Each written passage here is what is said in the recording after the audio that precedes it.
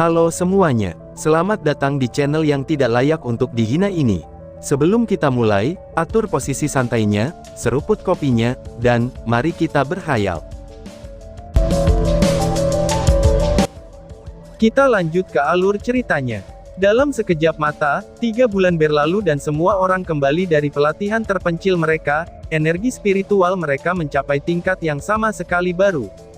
Setelah 3 bulan, energi spiritual internal CR meningkat menjadi 3.850, dan Han Yu menjadi 3.670. Sima Xian mencapai jumlah lebih dari 3.500 dengan mengandalkan tingkat energi spiritual barunya yang baru yaitu 80, tetapi Wang Yuan, yang energi spiritualnya juga menembus 3.500, masih sedikit di depannya. Lin Xin berada di 3.660, dan Chen Ying'er berada di 3.320. Seluruh tim telah berhasil mencapai peringkat ke-7 dari langkah ke-5. Namun, selama 3 bulan itu, Long Haoshen tidak berhasil menerobos ke langkah ke-6, dan masih berada di bottleneck antara langkah ke-5 dan ke-6. Ini tentu saja bukan karena dia tidak mengerahkan upaya yang cukup, tetapi karena perhatiannya terus-menerus dialihkan. Setiap kali ia memasuki kondisi meditasi, kenangan yang diperolehnya dari menara keabadian secara alami akan mengalir ke dalam benaknya, menyela setiap kali. Ini adalah sesuatu yang dia tidak bisa kendalikan bahkan jika dia mau, jadi dia tidak bisa fokus pada pelatihannya dalam kondisi seperti itu.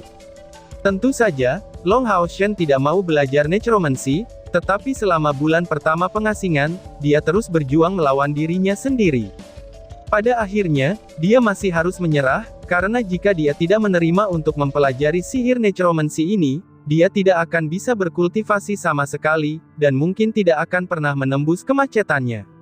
Menembus kemacetan mengharuskannya untuk memusatkan perhatiannya sepenuhnya pada masalah yang dihadapi, tetapi dengan ingatan itu meledak dan mengganggunya dengan sengaja, bagaimana ia bisa memusatkan perhatiannya? Benar-benar tak berdaya, Long Haoshen hanya bisa menerima kenyataan ini dengan enggan.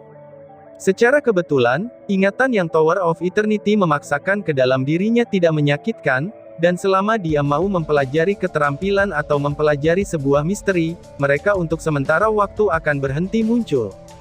Dari kelihatannya, Elux ingin dia menguasai subjek tersebut melalui studi komprehensif di sekitarnya. Long Haoshen tidak pernah berpikir bahwa guru yang sedemikian parah suatu hari akan memasuki kesadarannya. Tapi apa yang bisa dia lakukan? Tidak dapat menolak, dia hanya bisa tahan dengan itu.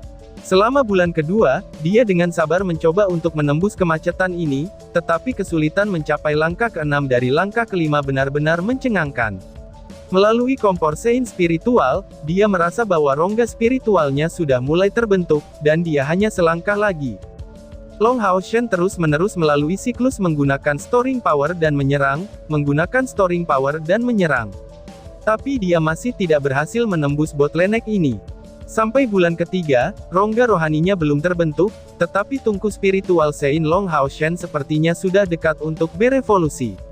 Dalam tubuhnya, sedikit daerah kacau telah muncul, menandakan bahwa Sein spiritual kompor juga hanya satu langkah menjauh dari berevolusi, jelas membutuhkannya untuk menerobos langkah ke-6 untuk mencapai itu. Bulan-bulan terakhir ini bisa dikatakan sebagai siksaan total bagi Long Haoshen, tetapi mereka tidak lulus tanpa manfaat. Kecepatan kultivasinya sangat cepat, tetapi karena alasan ini, akarnya tidak cukup stabil. Setelah menyelesaikan 3 bulan pelatihan tertutup itu, energi rohaninya sekarang stabil, dan penguasaannya lebih dalam. Banyak aspek tubuhnya telah disesuaikan agar lebih sesuai dengan kemampuannya. Sebenarnya bukan hal yang mustahil baginya untuk maju setelah mencapai kemacetan ini. Hanya saja selama seseorang tidak menerobos, energi spiritual yang akan diperoleh seseorang dari kultivasi biasanya akan hilang. Tapi ini bukan kasus Long Haoshen. Fakta bahwa dia tidak bisa menyerapnya tidak berarti bahwa hal yang sama berlaku untuk peri elemen cahaya, dan cahaya hujan biru hibiskus yang disimpan di tubuhnya. Dengan demikian, periode 3 bulan ini juga datang dengan keuntungan baginya. Tapi jelas, melewati kemacetan dan menyelesaikan evolusi kedua dari Sein spiritual kompornya bukan masalah beberapa jam. Sementara Long Haoshen berkultivasi, Hao Yue tertidur pulas, dia sebelumnya makan sejumlah besar kristal magis, dan sekarang memfokuskan perhatiannya pada menyerap energi mereka. Sekarang dia punya waktu untuk beristirahat, kekuatannya secara alami terus tumbuh. Tetapi tepat pada saat itu, pelatihan tertutup mereka dengan paksa terganggu. Berita mendesak datang dari sisi menara misi pemburu iblis, mengenai misi perang wajib. Semua pasukan pemburu iblis yang tinggal di kota suci harus berpartisipasi di dalamnya. Jika tidak, 10.000 poin kontribusi akan diambil dari setiap anggota regu kelas umum sebagai penalti, dan semakin tinggi grade, semakin besar penalti ini. Misi perang semacam ini adalah kejadian yang sangat langka, hanya terjadi pada saat aliansi menghadapi krisis besar, memaksa mereka untuk mengeluarkan perintah perjalanan wajib. Harga untuk mereka yang tidak ingin berpartisipasi akan sangat besar. Meskipun tim Long Hao Shen cukup kaya untuk membayar penalti ini masih akan menjadi penalti 60.000 poin kontribusi. Meskipun ksatria punggawa Han Yu tidak harus diperhitungkan, ini masih sesuatu yang mereka tidak mau tanggung. Setelah mendiskusikannya dengan rekan-rekannya, Long Hao Shen melanjutkan menuju menara misi untuk menerima misi ini, yang memberi waktu 3 hari bagi semua pasukan perburuan iblis untuk beristirahat dan mengatur kembali. Namun, detail misi yang sebenarnya belum diumumkan kepada publik. Ketujuh anggota regu perburuan iblis ke-21 berkumpul di ruang santai villa. Sima Xin mengungkapkan senyum jahat, misi perang juga bagus. Tingkat kultivasi aku baru saja meningkat pesat, ini adalah waktu yang tepat untuk mencobanya melawan iblis-iblis kecil itu. Saat dia mengatakan ini, dia memamerkan otot-otot lengannya dengan gerakan besar. Long Hao Shen berbicara, karena semua orang hadir, mari kita lanjutkan. Lin Xin, berapa jumlah total poin kontribusi kami? Lin Xin tidak perlu memeriksa dan langsung memberikan jawaban, kami masih memiliki 245.823 poin kontribusi yang tersisa. Aku menjual kristal ajaib dan mayat iblis yang kami bawa kembali yang tidak berguna bagi kami, yang meningkatkan jumlah poin kontribusi kami lagi. Long Hao Shen mengangguk, semua baik-baik saja. Kemudian, saatnya untuk melanjutkan ke pusat transaksi. Kami harus segera pergi untuk misi perang ini, dan kali ini, aku khawatir tingkat kesulitan dan bahayanya tidak boleh lebih rendah daripada Desolate Hissing Cavern. Kami tidak harus bersikeras untuk menghemat uang karena kami hanya akan membutuhkan 100.000 poin kontribusi untuk mempromosikan nilai Demon Bone Squad kami. Kita harus mencoba menggunakan sisa 150.000 poin kontribusi hari ini. Setelah tiba di pusat, cari peralatan yang kamu butuhkan sendiri, semuanya. Kami akan membatasi diri kami pada Glorious Tier ke atas. Jika ada sesuatu yang kamu inginkan, segera beritahu Lin Xin. Tidak perlu memberitahu aku, langsung saja membelinya. Lin Xin, kamu bertanggung jawab memeriksa apa yang mereka pilih, semua orang setidaknya harus menemukan satu peralatan Glorious yang cocok untuk dirinya sendiri. Kita tidak bisa pelit dengan uang kita pada saat seperti itu. Jangan lupa untuk membeli barang-barang yang cocok untuk kamu, mengerti semua orang. Ya, Kapten. Semua orang kecuali dari Cair menjawab dengan suara keras. Siapa yang tidak mau membeli peralatan yang kuat? Bahkan di Glorious Tier, 160.000 poin kontribusi akan cukup untuk membeli lebih dari selusin barang berkualitas. Ini adalah salah satu manfaat dari banyak poin kontribusi mereka. Setelah menerima misi, keputusan Long Hao Shen untuk mencari peralatan untuk dibeli adalah pilihan terbaik. Demon Bone Squad mereka jelas bukan satu-satunya yang membutuhkan peralatan, dan tim lain pasti akan melakukan hal yang sama untuk meningkatkan kekuatan mereka.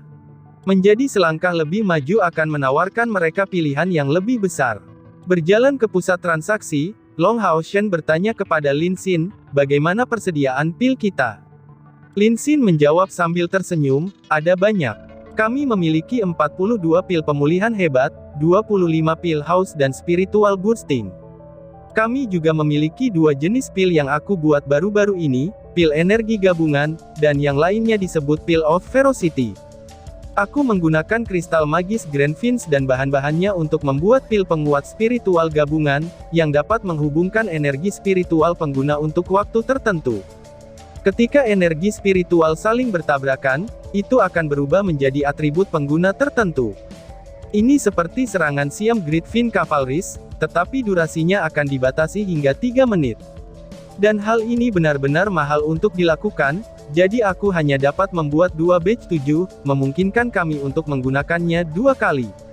Mempertimbangkan kekuatan kita saat ini, ketika kita bertuju masuk dalam mode Siam, energi spiritual kita harus melampaui 20.000, memungkinkan kita untuk menjadi pasangan yang cocok sampai batas tertentu untuk pembangkit tenaga listrik dari langkah ke-8. Long Hao Shen bertanya dengan ragu-ragu, tapi bagaimana jika setelah menggunakan pil spiritual gabungan ini, orang yang mengumpulkan energi spiritual orang lain tidak tahan tekanan besar ini? Lin Xin dengan puas menjawab, aku sudah memikirkan ini. Melalui pil-pil ini, aku berhasil memecahkan masalah ini yang bahkan iblis sendiri tidak berhasil memecahkannya. Itu menyentuh bagaimana mengambil pil Siam. Ketika orang yang mengumpulkan energi spiritual mengambil pil penguat spiritual Siamnya, ia pada saat yang sama harus minum pil energetik, memperkuat tubuhnya sampai batas yang sangat besar, yang secara alami akan meningkatkan kemampuannya untuk meluncurkan serangan yang lebih kuat. Selain itu, pil penguat spiritual gabungan ini tidak akan membebani seluruh orang dari kita bertujuh. Dan orang yang bertanggung jawab mengumpulkannya hanya akan menerima kekuatan sesuai dengan batas tubuhnya sendiri. Sebagai contoh, mengingat kemampuan kamu, bos, seharusnya tidak ada masalah bagi kamu untuk mencapai total 10.000 unit energi spiritual setelah mengambil salah satu pil energi aku. Meskipun bertarung melawan lawan di langkah ke-8 hanyalah omong kosong belaka, seharusnya tidak ada masalah untuk bertarung melawan satu di langkah ke-7. Melihat wajahnya yang bangga, Long Hao Shen tidak bisa membantu tetapi mengungkapkan senyum, tampaknya narsisme kamu memiliki dasar. Meskipun aku tidak benar-benar ingin memuji kamu, aku benar-benar tidak punya pilihan selain mengatakan bahwa kamu benar-benar jenius. Hahaha, itu masalah biasa. Seperti yang diharapkan, setelah dipuji, seseorang segera menjadi sangat senang karena kehilangan akal sehatnya. Sima Xian menyela dia, hei tukang obat, perhatikan, Li Xin akan datang. Di mana dia, di mana? Lin Xin tiba-tiba menahan diri, berhenti dari keadaan sombongnya sebelumnya agar terlihat lebih masuk akal dan menarik. Mengamati sekelilingnya, dia mencari sosok Li Xin. Singkatnya, selama beberapa bulan terakhir, hubungan Lin Xin dan Li Xin telah berkembang cukup baik. Meskipun mereka berdua tidak banyak bertemu karena pelatihan tertutup masing-masing, melalui pelecehannya yang tak tahu malu dan tangguh, Lin Xin memaksa Li Xin mengakui status hubungan mereka. Namun, ini menyebabkan munculnya gejala baru pada Lin Xin, menjadikannya laki-laki yang sangat terkontrol. Setelah melihat Li Xin, dia seperti tikus melihat kucing.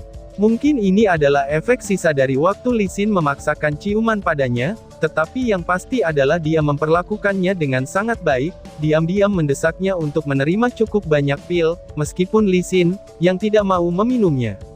Keuntungan darinya, memberinya jumlah poin kontribusi yang sesuai setiap kali. Sialan, laki-laki botak ini, kamu berani membodohi aku, berhati-hatilah karena aku akan memberi kamu obat palsu lain kali. Tidak dapat menemukan Li Xin, Lin Xin segera berteriak dengan marah kepada Sima Xian.